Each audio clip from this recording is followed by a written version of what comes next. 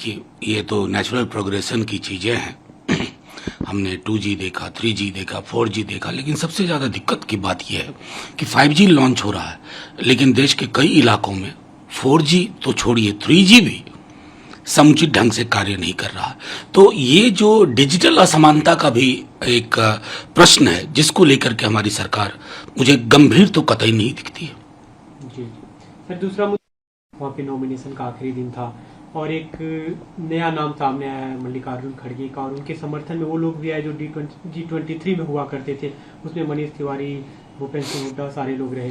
देखिए, किसी भी दल में अगर इस तरह की इंटरनल डेमोक्रेसी का क्षण होता है तो उसको मैं समझता हूँ उसका रिस्पेक्ट होना चाहिए। ये नहीं हुए, वो क्यों हो गए, ये उस दल का आंतरिक मसला है। अगर मैं उस पर कोई टिप्पणी करूं तो वो अनुचित होगा, और मैं समझता हूं कि टिप्पणी उचित भी नहीं है। लेकिन एक सक्रिय राजनेता के रूप में आप कैसे देखते हैं कि अब शशि थरूर और मल्लिकार्जुन खड़गे के बीच का मुकाबला? देखिए, दोनों की अपनी अपनी यूएसपी है, दोनों की अपनी अपनी पृष्ठभूमि है।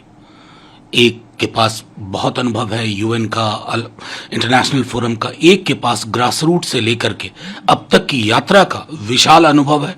तो मैं तो समझता हूं कि दो अनुभवों के बीच में कांग्रेस के लोग अपना फैसला लेंगे, ये उनका मामला है।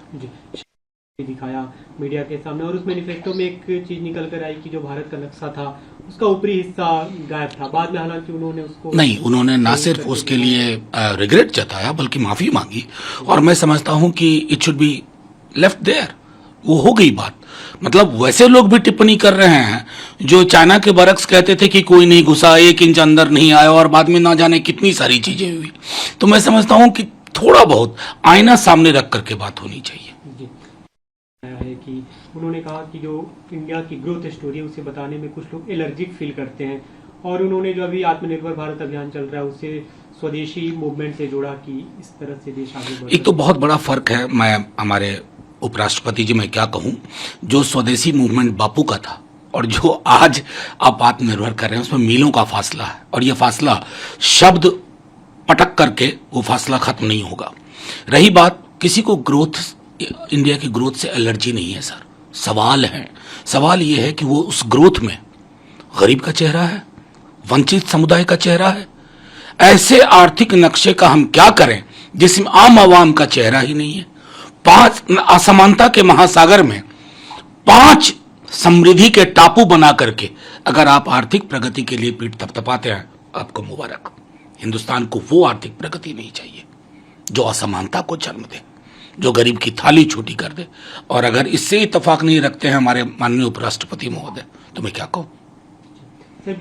बीजेपी नेता है आरा में, सुबह मॉर्निंग वॉक के लिए निकले तो उनकी हत्या हो गई वहां पे।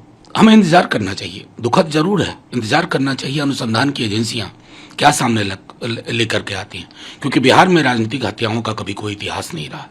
हम लड़ते हैं, झगड़ते हैं वैचारिक रूप से। मैं समझता हूं कि बहुत जल्द लोग टिप्पणी की उम्मीद करते हैं। थोड़ा चूंकि सुबह की घटना है, अनुसंधान होगा, और मैं आपको बता रहा हूं जो कमिटमेंट है सीएम और डिप्टी सीएम का क्राइम, करप्शन और कम्युनलिज्म को लेकर के, उसके आलोक में आप बहुत जल्द उजागर होते देखेंगे सच को।